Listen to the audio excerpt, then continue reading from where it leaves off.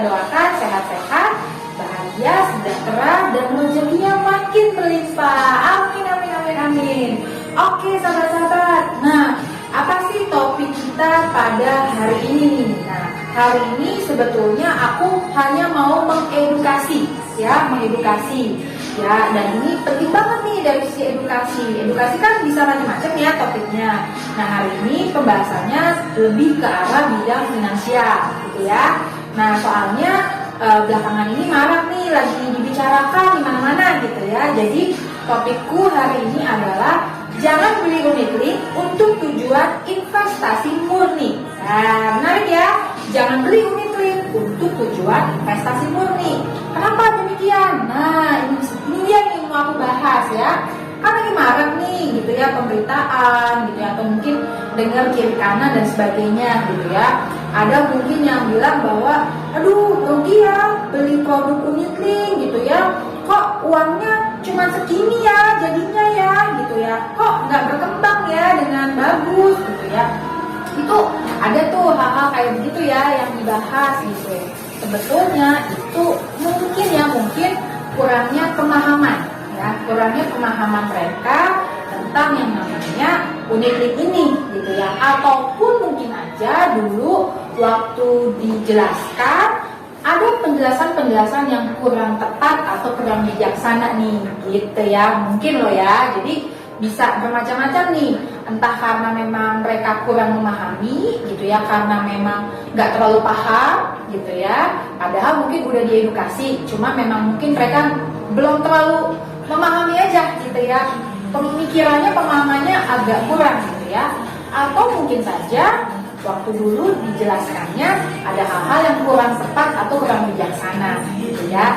Nah, aku di sini berdiri sebagai seorang financial planner gitu ya, dimana salah satu tugasku memang mengedukasi masyarakat itu dalam sisi finansial atau keuangan gitu ya. Jadi yang namanya perencanaan keuangan gitu ya, aku ngomong dulu nih sebagai dasar ya. Jadi dalam kita merencanakan keuangan buat masa depan itu di dalamnya ada 3 hal nih, ada 3 hal yang memang penting gitu ya. Yang pertama, setiap individu ataupun keluarga mereka perlu banget dan penting nih harus menyiapkan yang namanya tabungan ya, tabungan nih. Yang kedua, mereka juga penting juga untuk melakukan persiapan investasi, dan yang ketiga mereka juga penting nih punya yang namanya asuransi. Nah, jadi yang namanya tabungan, investasi, dan asuransi adalah bagian dalam proses perencanaan keuangan, dan 3 hal ini saling dibutuhkan tapi punya fungsi nih yang berbeda-beda satu sama lain. Nah, ini jangan sampai salah nih ya, sahabat-sahabat, jangan sampai salah. Nah, yang hari ini aku mau bahas lebih dalam adalah di sisi asuransi. Kenapa? Karena topik aku kan tadi lebih ke unit-link ya. Jadi kalau di masyarakat gitu ya, di masyarakat luas ada orang-orang sebagian yang menganggap bahwa waktu mereka membeli produk asuransi jenis unit-link gitu ya, di mana di dalamnya itu kan terdapat sisi manfaat proteksi atau asuransinya dan juga ada manfaat investasi gitu kan ya, seperti itu ya unit-linknya. Jadi proteksi dan investasi dalam satu paket. Oke, nah kembali lagi nih pertanyaannya, kebutuhan sahabat-sahabat itu lebih ke sisi yang mana? Oke, kalau kebutuhan sahabat-sahabat semua misalnya, aku memang mau beli sih proteksi kesehatan gitu ya, contoh ya, misalnya aku butuh kartu rawat inap gitu ya. Nah, belilah produk unit-link misalnya gitu ya dari perusahaan asuransi manapun gitu ya. Nah, pada saat membeli itu sahabat-sahabat perlu melihat di dalam itu komponennya dari nilai premi tadi gitu ya, berapa persen itu dialokasikan untuk proteksinya atau asuransinya, berapa persen dialokasikan untuk investasinya. Nah, biasanya sih tidak semua perusahaan asuransi itu transparan tuh di awal. Ya, maksudnya dikasih lihat persentase pembagiannya, enggak semuanya gitu ya. Tapi puji Tuhan, alhamdulillah sih di perusahaan asuransi yang mana aku berpartner gitu ya, itu sangat-sangat transparan. Jadi dari awal udah udah dikasih tahu tuh prosentase pembagian proteksinya berapa, investasinya berapa. Nah, sekali lagi nih, aku kasih contoh ya. Kalau misalnya teman-teman, sahabat-sahabat membeli proteksi kesehatan unit link, contoh ya, biasanya sih kalau tujuan utamanya memang mau proteksi kesehatan, maka porsi dari proteksi ini akan jauh lebih besar. Oke? Maka porsi dari investasinya biasanya lebih kecil. Nah, dengan demikian gitu ya, maka seiring berjalan waktu, nilai investasi yang nantinya berkembang ini, ya udah pasti sih nggak akan bisa semacam kayak ngebalikin modal seluruh total premi yang sudah dibayarkan, nggak akan, gitu ya. Kenapa? Karena yang namanya kalau beli proteksi kesehatan itu biaya asuransinya memang agak mahal. Kenapa? Karena kan yang namanya kesehatan selalu mengalami inflasi dari tahun ke tahun, ya. Rumah sakit aja biaya-biayanya selalu mahal, selalu cenderung naik, obat-obatan juga demikian, gitu ya, jasa dokter, administrasi dan sebagainya, biasanya itu mengalami kenaikan. Jadi cukup signifikan sih kalau kita bicara yang namanya inflasi kesehatan, itu memang dari tahun ke tahun pasti akan selalu naik. Nah, makanya di dalam komponen asuransi tadi, yang namanya biaya asuransi akan selalu ada kecenderungan kenaikan. Nah, disitulah itu akan mempengaruhi juga, salah satunya mempengaruhi pertumbuhan nilai investasi tadi, gitu ya. Dan sebetulnya nih yang betulnya adalah, yang benarnya ya, porsi investasi yang ada dalam proteksi kesehatan atau asuransi kesehatan, sebetulnya tujuan utamanya sahabat-sahabat itu bukan untuk berinvestasi, gitu ya, tapi itu lebih ke arah bahwa polisnya sahabat-sahabat itu akan punya kecukupan nilai tunai di masa mendatang. Oke, di mana nilai tunai di masa mendatang ini fungsinya nantinya itu akan gantian untuk membiayai biaya-biaya asuransi yang akan tetap timbul nih setiap bulannya selama polis itu masih aktif. Nah, lebih gampangnya nih ya, contohnya kayak gini. Misalnya ya, seorang nasabah gitu ya membeli proteksi atau asuransi kesehatan senilai misalkan katakan 1 juta rupiah per bulan. Oke, preminya tuh. Oke, nanti dibagi tuh komposisinya dari 1 juta itu, proteksinya berapa persen, investasinya berapa persen. Nah, katakan dia beli waktu dia umur 35 tahun. Oke ya, 35 tahun. Nah, pada saat dia memulai 35 tahun, katakanlah perusahaan asuransi itu gitu ya menetapkan wajib untuk menyetorkan preminya misalkan 10 atau 20 tahun misalnya, ya katakanlah 20 tahun deh, ya. Nah, berarti selama 20 tahun ini si nasabah ini wajib nih menyetorkan premi. Oke, berarti sampai umurnya 55.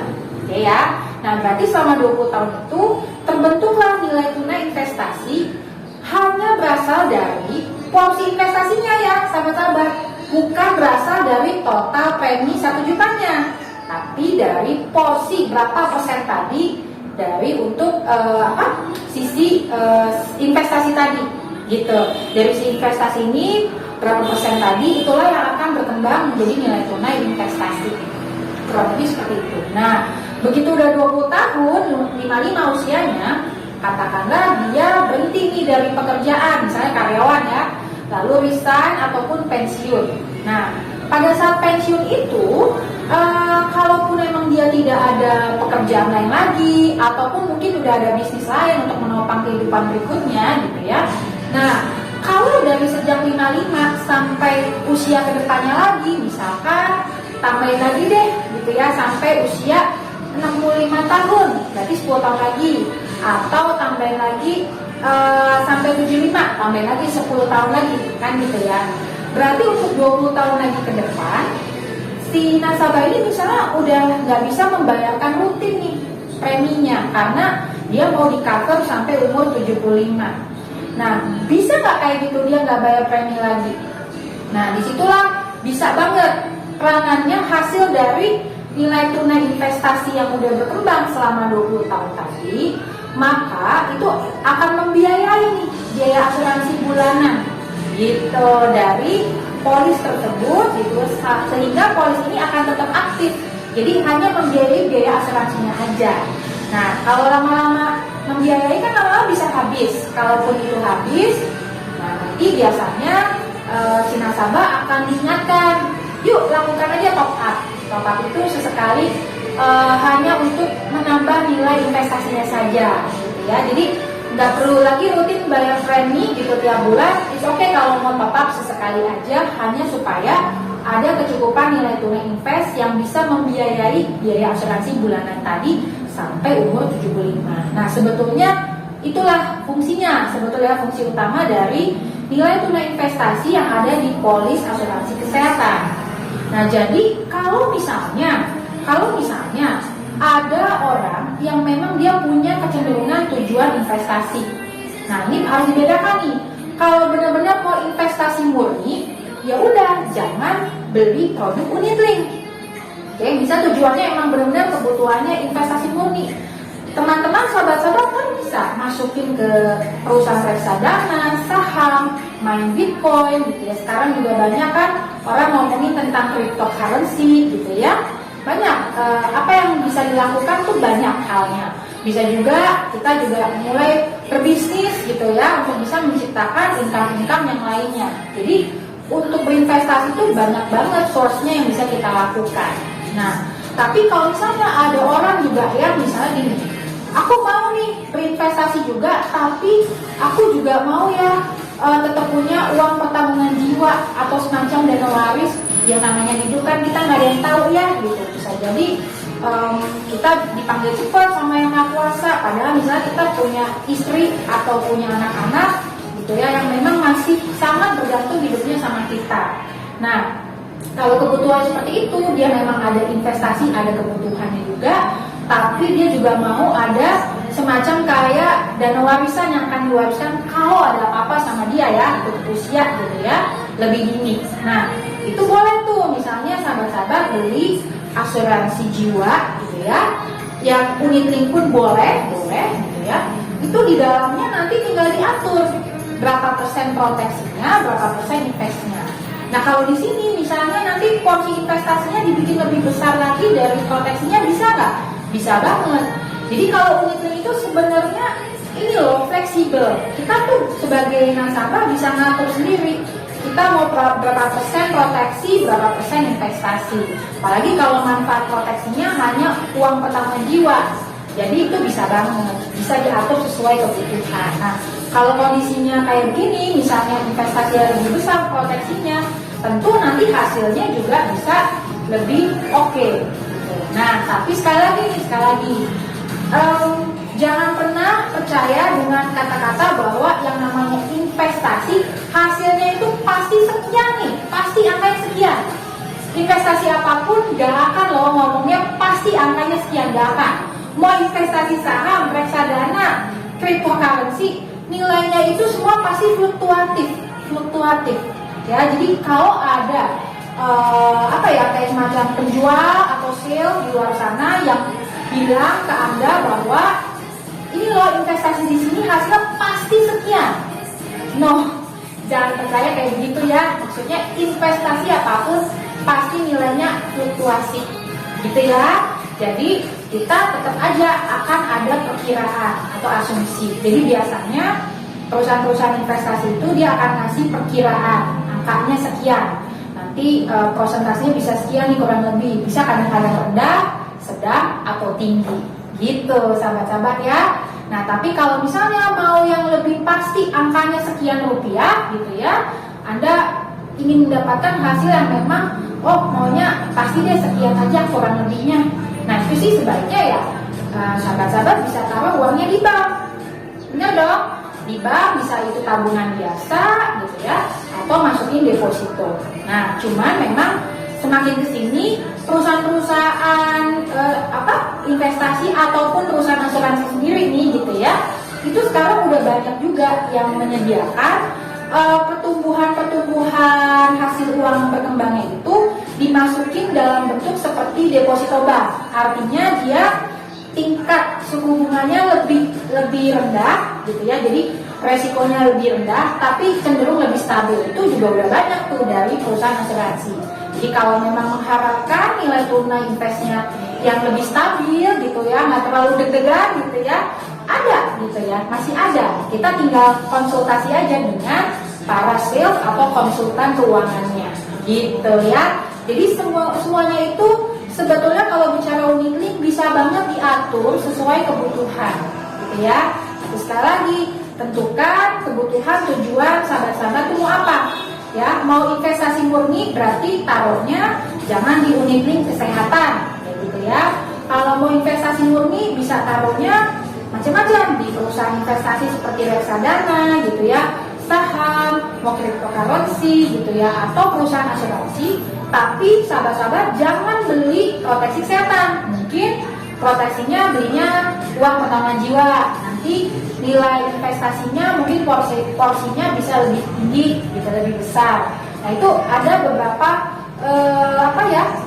action plan atau strategi yang bisa dipilih. Dan yang terakhir nih, pastinya sih kalau dalam perencanaan keuangan itu ada baiknya dan bijaksananya kita tidak menaruh atau meletakkan seluruh uang kita dalam satu kantong aja. Jadi harus dibagi-bagi.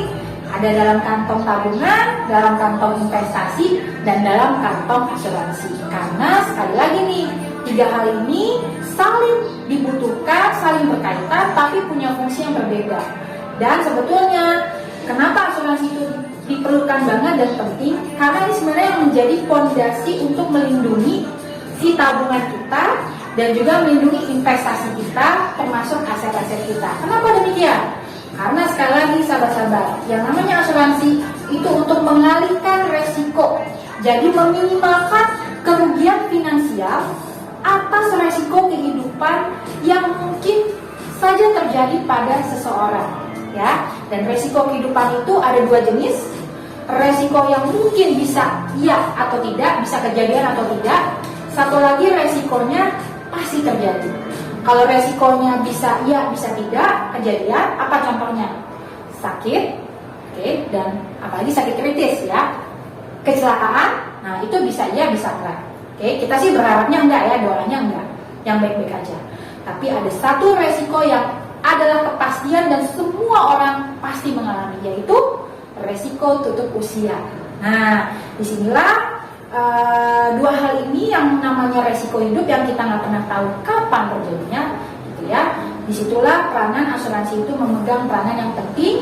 Sebetulnya tujuannya untuk sekali lagi meminimalkan kerugian finansial yang bisa terjadi akibat resiko kehidupan. Oke, semoga apa yang aku sharing pada hari ini ya tentang unit link tadi gitu ya bisa bermanfaat nih supaya membuka pikiran dan mindset sahabat-sahabat semua di luar sana. Oke, sekali lagi jangan lupa like, subscribe, komen, share, dan pastinya nonton setiap vlog-vlog kami di tayangan berikutnya. Dan kami doakan nih senantiasa buat sahabat-sahabat semua kesehatan, rezeki berlimpah, kebahagiaan, dan keberkahan kesejahteraan buat semua sahabat-sahabat yang sudah nonton, sudah like, sudah komen, dan sudah subscribe semua vlog kami. Oke, bye.